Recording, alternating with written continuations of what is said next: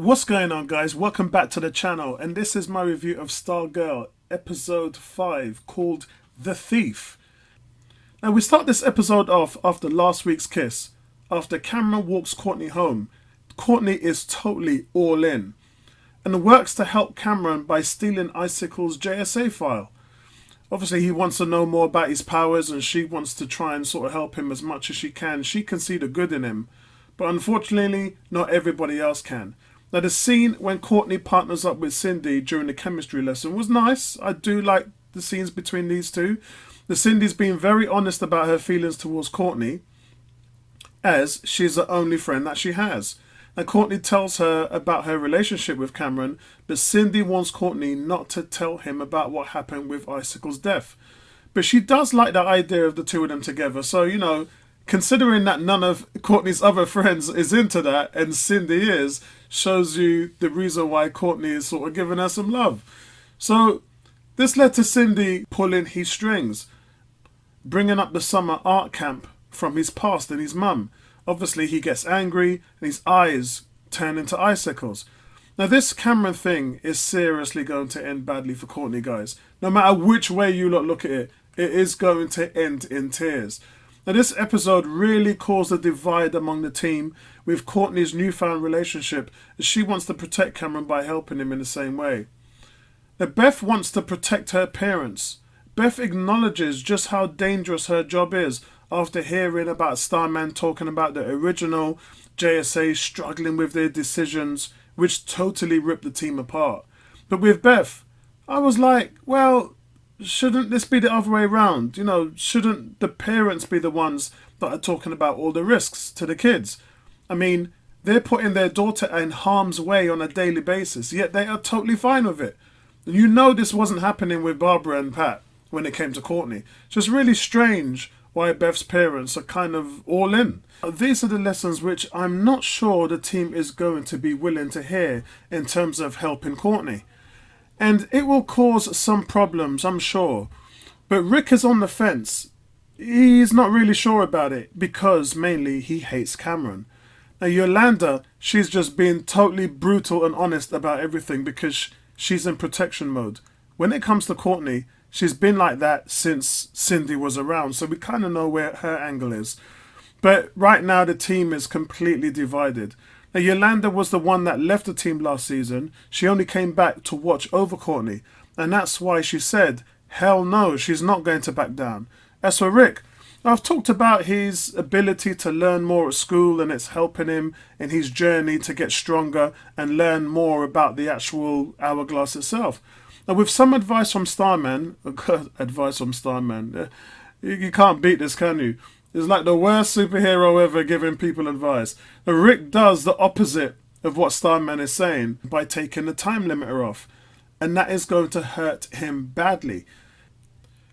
Now taking a look at Our Man's powers, which we've actually done before, the hourglass that boosts his strength, speed, agility and endurance is for 1 hour per day. Now let's talk about that for a minute. Now it is bound and tied to his DNA, so only a member of the Tyler family can use it or activate it. Now I had hoped that Yolanda would give him some boxing training, this season. I did talk about that in my reviews in season 2. But it hasn't really happened. And Rick still has no fighting skills. Now we've seen him get beaten up by world-trained martial artists such as Sportsmaster. And due to a lack of training, Our Man tends to rely mainly on sort of wild, heavy blows that are predictable and easy to dodge. And that will continue to be the case for him. It will plague his style in battle if he does not get help from Courtney or Yolanda. Now, Rex Tyler, his father, was way more stronger in the comics. He also had night vision, he could survive underwater, and he was an expert martial artist. But the problem here is that using the drug, it's like a mega vitamin, a steroid, a chemical enhancement, sort of a gene enabler. So in the comics, it's not an hourglass, it's a sort of miraculous vitamin Miracalo. Yeah? Now Miracalo was addictive, combined with the suggestion that Tyler himself was just addicted to it and also addicted to crime fighting. Now that made Our Man one of the superhero's first drug addicts in the comics. The extent of using it had more so increased his temporal rate to age and causing him sort of to die earlier. So it's one of those things, isn't it? Most people, when you take drugs, takes over your body and it causes you to age faster. And everything just sort of goes out of proportion. So Rex Tyler knew this, and due to the addictive nature of Miracolo, he later invented a sort of addictive formula. But we're miles away from this in this series right now, because with Rick, my guess is it will make great storytelling to focus on Rick's downfall, where he nearly kills himself because of taking the limiter off. Now hopefully this starts now into next season. Maybe a quick burn is not the answer. Maybe a slow burn into next season is probably what we need as far as storytelling goes. But I think for Rick, we just need to get him more involved in any way we can. He's still one of those characters, for me, that you're only seeing maybe for 5 or 6 minutes per episode. Now, the night of the gambler's murder, Cindy is seen standing over his body with her shiv out, and she quickly puts it away, grabs a laptop, and puts it over the mobile home when she hears the JSA coming. Now, the fact that she hides the laptop and grabs the gambler's gun, accidentally pulling the trigger, is what makes the JSA run to the trailer. That's when we see Cindy standing over the dead body saying, "It wasn't me, I didn't do it." But for Cindy, she hacks into Sharp's laptop and learns about her father's other labs, and escapes just before Sylvester, Yolanda and Rick enters the lair. Now, Yolanda, on the flip side of this, sneaks into Cindy's room where she finds the gambler's laptop. This means a fight is probably going to break up between the two next week, and this whole thing is just going to spiral out of control because of her lack of trust for Cindy. Now, when they talked about the timeline, I didn't realise that only 5 days had gone since the gambler's death, so I guess that's probably like, one episode per day in the mix of things, which is kind of fair enough. But Starman again in this episode just acted like a petulant child with his bloodlust, which I talked about in my review last week. And while talking about the JSA, Sylvester mentions the Golden Age JSA members, including Dr. Fate, and how they did not always get along. But we will see sort of Pierce Brosnan play Dr. Fate in the Black Adam film later on this month. But right now, as fans, we have to ask ourselves, was Starman always like this? Or has he just sort of recently changed because of coming back from the dead? And we don't really, concrete-wise, have the answer to that. Maybe he has always been like this. And we're getting that vibe from Pat, sort of telling us that Starman has always been a problem. And he's always had an issue with control and anger, and been a terrible mentor and role model. It's one of the reasons why the JSA split up, and Pat must know that the longer he stays around, the more problems the JSA will have. We also got sort of more than 2 or 3 minutes of Mike and Jakeem, finally. And them trying to recruit Cindy into their young all-stars. Now, I myself would love to take this team onto new heights. And that name, guys, is actually from a real-life comic book. The Young All-Stars started in June 1987, created by Roy Thomas. He was the writer. And it was a follow-up to the 1980 series All-Star Squadron.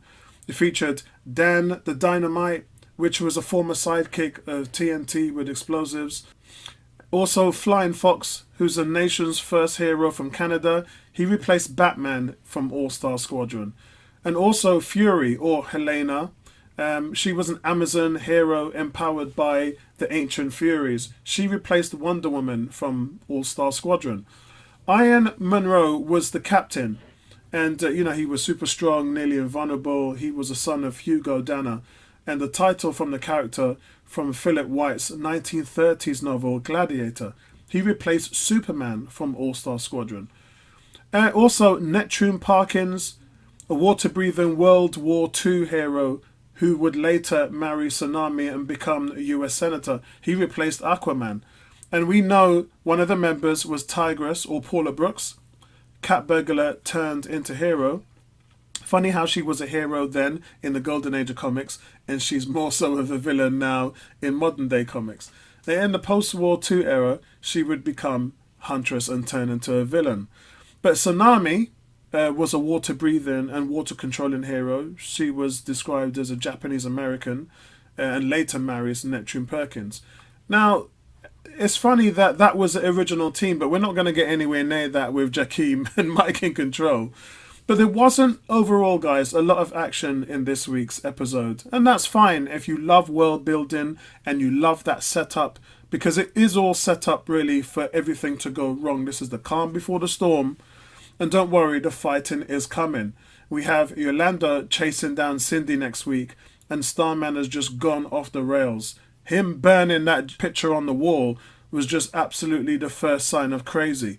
So it's funny because we still haven't seen any sign of Mr. Bones at all. Now, I give this episode a solid 7.9 out of 10 this week, guys. But I do want to mention as well that where on earth is Artemis? What's actually going on there? I want to see her try and integrate herself into the JSA, and so far we've not seen anything from the last few episodes. And overall, guys, the JSA has got too many mentally unstable crazies in there. Rick, Cindy and Starman, it just takes up half of the team.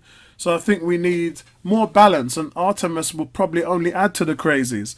But listen, let me know what you thought of this week's episode, and I'll speak to you guys in the next one. Peace out.